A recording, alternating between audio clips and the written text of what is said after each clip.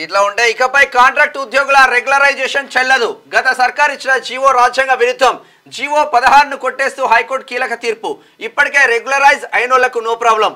భవిష్యత్తులో రిక్రూట్మెంట్స్ అన్ని చట్ట ప్రకారమే ఉండాలని ఆర్డర్ ఉంది. ఇది మెయిన్ గా విద్యుత్ ఆర్టిజన్లకు దెబ్బనే ఇప్పుడు వాళ్ళని రెగ్యులైజ్ చేయడానికి అవకాశం లేదు. విద్యుత్ ఆర్టిజన్లకు దెబ్బనే. అవునవును. అయితే విషయం ఏంటంటే జీవో 16 తీసుకొచ్చేసి తర్వాత కాంట్రాక్ట్ ఉద్యోగుల్ని రెగ్యులరైజ్ చేసిండ్రు. అసలు యాక్చువల్గా విషయం ఏంటంటే కాంట్రాక్ట్ ఉద్యోగులను రెగ్యులరైజ్ చేయాలనేటువంటిది అసలు యాక్చువల్గా నిబంధన లేదు అని చెప్పేసి నిరుద్యోగులు అంటున్నటువంటి మాట. లేదు మేము కష్టపడ్డాం, ఇన్ని రోజుల నుంచి కష్టపడ్డాం కాబట్టి మాకు ఉద్యోగాలు ఇవ్వాలి, మాకు రెగ్యులరైజ్ చేయాలని చెప్పేసి వాళ్ళు కాంట్రాక్ట్ ఉద్యోగులు చాలామంది కూడా ఇక్కడికి వచ్చిపోతూ ఉన్నారు. వాళ్ళు చాలామంది చాలా డిమాండ్ ఉంది.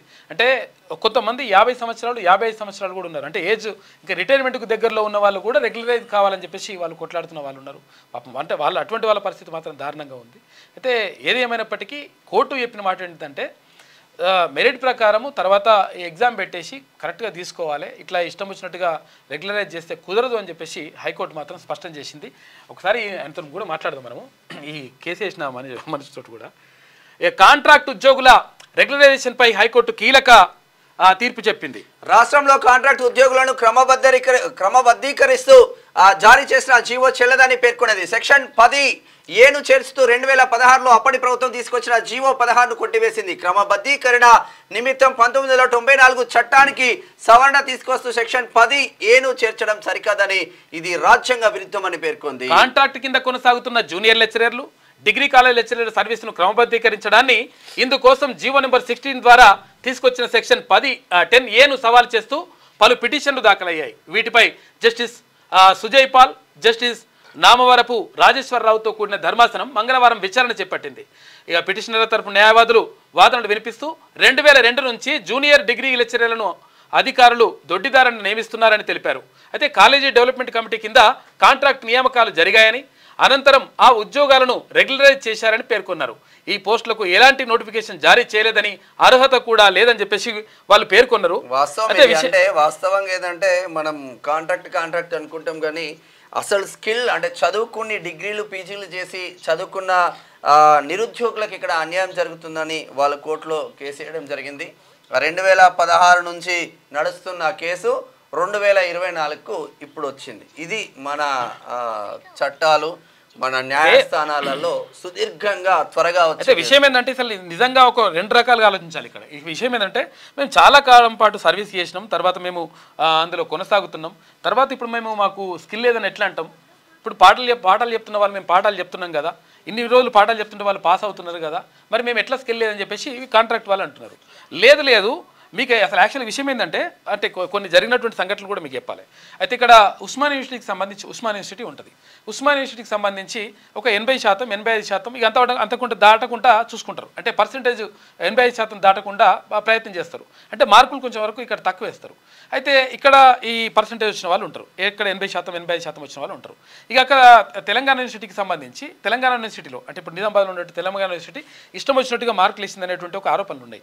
దాంతో వాళ్ళకు 90-95% మార్కులు, ఇక 98% మార్కులు కూడా వచ్చిన వాళ్ళు ఉన్నారు.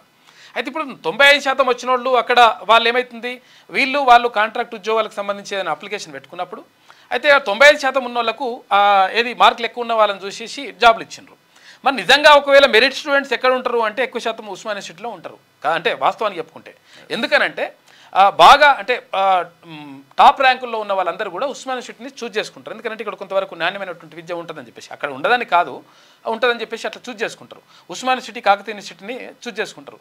అయితే ఇక్కడ ఏమవుతుంది, అయితే అక్కడ ఎక్కువ పర్సెంటేజ్ ఇవ్వడం వల్ల ఇక్కడ అంటే మెరిట్ ఉన్నటువంటి ఎవరైతే అభ్యర్థి ఉంటాడో ఈయనకు నష్టం జరుగుతూ ఉంది అనేటువంటిది ఇక్కడ ఉన్నటువంటి ఆరోపణ.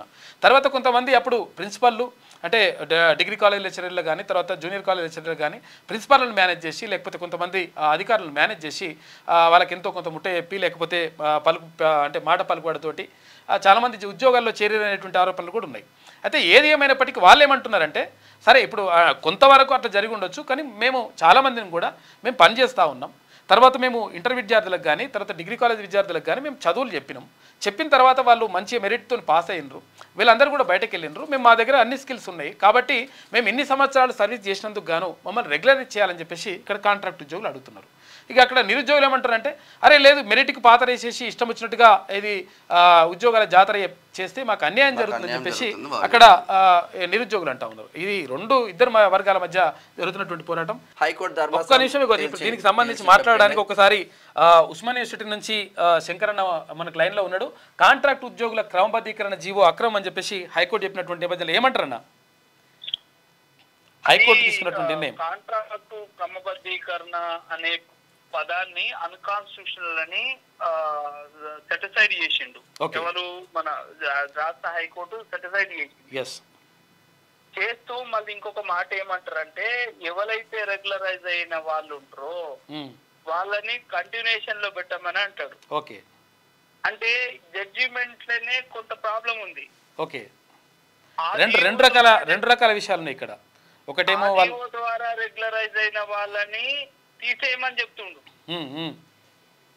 అది అన్కాన్స్టిట్యూషనల్ అంటుండు. ఓకే, అంటూనే మళ్ళీ ఏమంటాడంటే ఈ జీవో ద్వారా రెగ్యులరైజ్ అయిన ఈ కొంతమంది ఎవరైతే ఉంటారో వాళ్ళని కంటిన్యూషన్ చేయమంటాడు. ఓకే, అది ఇంకా చదవాలి, లోతులకి వెళ్ళి చదవాలి. కామాలు పులి స్టాపులలో చూడకుండా ఎవరి నోటుకు వచ్చింది వాళ్ళు చెప్తున్నారు, కానీ అది కరెక్ట్ కాదు. ఆయనే రెగ్యులరైజేషన్ ని అన్కాన్స్టిట్యూషనల్ అన్నప్పుడు వీళ్ళ అపాయింట్మెంట్లు ఎట్లా చెల్తాయి? ఆర్డీఓ ద్వారానే కదా వీళ్ళ అపాయింట్మెంట్ ని క్యాన్సల్ అపాయింట్మెంట్ అయింది. అంటే హ్యుమానిటీ గ్రౌండ్ లో అట్లా చెప్తున్నారేమో కోర్టు. హ్యుమానిటీ అనేది ఉండదు, చట్టం ముంగట హ్యుమానిటీ ఉండదు. హ్యుమానిటీ ఉందని మర్డర్ చేసిన తీసుకొచ్చి హ్యుమానిటీ గ్రౌండ్ కింద చేయకుండా వదిలిపెడతావా? చేయకుండా వదిలిపెడతావా? అది ఉండదు కదా. చట్టం అందరి ముంగట సమానమే కదా. ఓకే, అట్లాంటప్పుడు ఇదొకటి క్లారిటీ రావాల్సిన అవసరం ఉన్నది. ఈ జడ్జిమెంట్ పైన క్లారిటీ రావాల్సిన అవసరం ఉన్నది. ఒకవేళ ఇదే కరెక్ట్ అయితే దానికి సుప్రీంకోర్టుకి మూవ్ కావాల్సిన అవసరం కూడా ఉన్నది.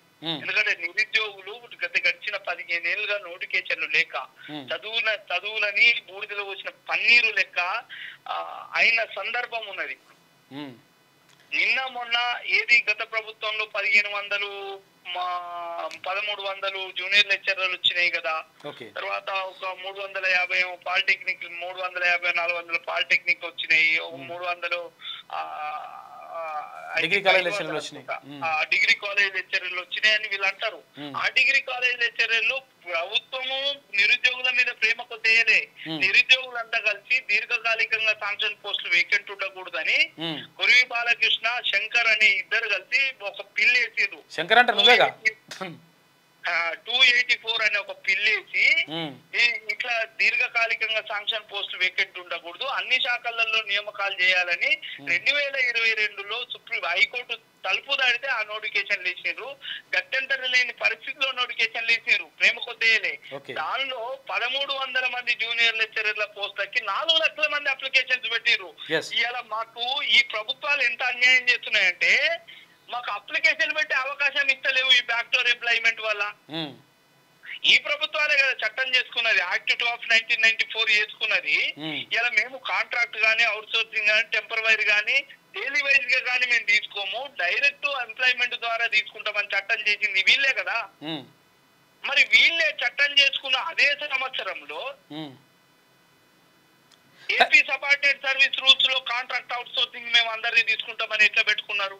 అయితే ఇప్పుడు అన్నట్టు మీరు అన్నది వాస్తవం. అయితే నిజంగా నిరుద్యోగులకు అన్యాయం జరుగుతుంది అనేది మీ వాదన. అయితే ఇప్పుడు వాళ్ళు కాంట్రాక్ట్ ఉద్యోగులు ఏమంటున్నారంటే మేము చాలా కాలం నుంచి మేము ఈ కాంట్రాక్ట్ ఉద్యోగులుగా చేస్తున్నాం, తర్వాత మా జీవితాలు మొత్తం కూడా అన్ననే అయిపోయినాయి, 10-15 ఏళ్ళు చేసినాం, కొంతమందికి 50-55 ఏళ్ళు వచ్చినాయి, మరి మా పరిస్థితి అంటే కొంతవరకు రెగ్యులరైజ్ చేస్తే మాకు న్యాయం జరుగుతుందని చెప్పేసి వాళ్ళు అంటున్నారు. దానికి ఏమంటారు మీరు? ఈరోజు నేను చెప్పిన యాక్ట్ 2 of 1994 ఏదైతే ఉందో మన ఎంప్లాయ్మెంట్ కి సంబంధించిన యాక్ట్ చెప్తుంది. ఆ యాక్ట్ వీళ్ళకి తెలియదా? వీళ్ళు చదువుకోలేదా? Contract outsourcing and not entertainable అని Umadevi versus state of Karnataka చెప్పలేదా 2006లో? వాళ్ళు తీర్పు ఇచ్చే నాటికి, Umadevi versus state of Karnataka case ఇచ్చే నాటికి రెగ్యులర్ ప్రొసీజర్ ద్వారా వచ్చి 10 ఏళ్ళు నిండినోళ్ళని 1 టైం మెజర్ కింద చేసుకొని తర్వాత మీరు చేయకూడదు ఎట్టి పరిస్థితుల్లో రెగ్యులరైజేషన్ అని అంత పెద్ద జడ్జిమెంట్ ఉన్న తర్వాత మళ్ళీ వీళ్ళు రెగ్యులరైజేషన్ తెలిసి అడుగుతుండ్రా, తెలియక అడుగుతుండ్రా? ఇప్పుడు ఇదే జడ్జిమెంట్ లో పారా number Umadevi versus state of Karnataka కేసులో పారా నెంబర్ 53 పెట్టింది. కోడి చేసిండ్రు. కోడి చేసిందంటే 2006కే ఖతమైనట్టు కదా రెగ్యులరైజేషన్. మరి అంత డైరెక్ట్ రిక్రూట్మెంట్ ఉండాలి కదా. వీళ్ళకు ఒకవేళ మేము నష్టపోతున్నాము, మేము దీన్ని అంటే ఇన్నేళ్ళు సర్వీస్ చేసినామంటే 1, 2 మార్కులు అడగాల. కాంపిటేటివ్ ఎగ్జామ్ లో డైరెక్ట్ రిక్రూట్మెంట్ కు పెట్టిన ఎగ్జామ్ లో 1, 2, 3 మార్కులు అడగాలి. మేము సర్వీస్ చేసినాం కాబట్టి మాకు ఏజ్ ఎక్స్టెన్షన్ ఇవ్వమని అడగాలి, ఎందుకంటే మేము డ్యూటీస్ లో ఉన్నామని. ఇప్పుడు మరి వాళ్ళు అట్లా అడిగితే 15 ఏళ్ల నుంచి నోటిఫికేషన్ రాకుండా మేము చదువుల నిరర్థకమైనట్టు మాకు నోటిఫికేషన్లు లేకుండా మా జీవితాలు ఇట్లనే పోతుంటే మేము అంటే నష్టపోని, కానీ వాళ్ళ కుటుంబాలు మాత్రం బాగుండాలన్నట్ట. మొత్తం మీద నిరుద్యోగులకు అన్యాయం జరగదంటారు. రోజు విద్యా వ్యవస్థలో ఉన్న వాళ్ళు నోటిఫికేషన్ పెట్టమని సవాల్ చేయండి. మేము ఇవాళ 15 ఏళ్ళుగా నోటిఫికేషన్ లేవు, పుస్తకాలు ఇచ్చిపెట్టినాం, మేము చదవడానికి రెడీ ఉన్నాం, మీరు ఎందుకు రెడీ లేరు? మీ ఉద్దేశం ఏంది? ఈ బ్యాక్ డోర్ ఎంప్లాయ్మెంట్ ఏంది? బరాబరి నిరుద్యోగుల పక్షాన ఉన్నాం. ఇలా నిరుద్యోగుల కోసం కొట్లాడుతున్నాం. మేము వచ్చిందే ఉస్మానియా యూనివర్సిటీ లాంటి యూనివర్సిటీలకు చదువుకోవడానికి వచ్చిందే చిన్న ఉద్యోగం పట్టుకుపోదామని వచ్చినాం. మేము రాజకీయాల కోసం రాలే, ఏదో డబ్బులు సంపాదించుకుంటామని రాలే, ఇంకేదో ఖ్యాతి గడిస్తామని రాలే. కాబట్టి తప్పు జరిగిందని నిరుద్యోగ చేసి బరాబరి ప్రశ్నిస్తుంది. దాన్ని ఎట్టి పరిస్థితుల్లో సుప్రీంకోర్టు తీసుకుపోయి గెలిపిస్తుంది. ఇది సత్యం. Thank you. అయితే ఇది ఓయూ శంకరన్న చెప్తున్నటువంటి మాట. ఎందుకంటే విషయం ఏంటంటే నిరుద్యోగులకు అన్యాయం జరుగుతుందని చెప్పేసి శంకరన్న చెప్తా ఉండు. కాకపోతే అంటే అక్కడ కాంట్రాక్ట్ ఉద్యోగులు కూడా వాళ్ళు కూడా బాధపడుతున్నారు. అంటే ఇట్లా ఇక్కడ రెండు ఉన్నాయి, రెండు కోణాలు ఉన్నాయి. మేము ఏంటంటే మేము అన్యాయం అయిపోతున్నాను వీళ్ళు అంటారు, మేము అన్యాయం అయిపోతున్నాం అని వీళ్ళు అంటున్నారు. మొత్తం మీద కోర్టు మాత్రం ఒక తీర్పు అయితే ఇచ్చేసింది. అయితే ఇప్పుడు ఉన్న వాళ్ళు కొనసాగుతున్న వాళ్ళు ఓకే, కానీ తర్వాత ఇంకా చేయడానికి వీల్లేదని చెప్పేసి కోర్టు మాత్రం స్పష్టం చేసింది. మీరు తెలుగులో అనర్గళంగా రాయగలరా? స్పష్టంగా మాట్లాడగలరా? మాటలకు తగ్గట్టు అభినయించగలరా? అయితే ఇంకెందుకు ఆలస్యం? క్యూన్యూస్ మీకు ఒక మంచి అవకాశాన్ని ఇస్తుంది. క్యూన్యూస్ లో పనిచేయటకు లేడీ యాంకర్స్ కావాలను సంప్రదించవలసిన నెంబర్ 8688926084. QNewsAds@gmail.com ను సంప్రదించండి. లైక్ చేయండి.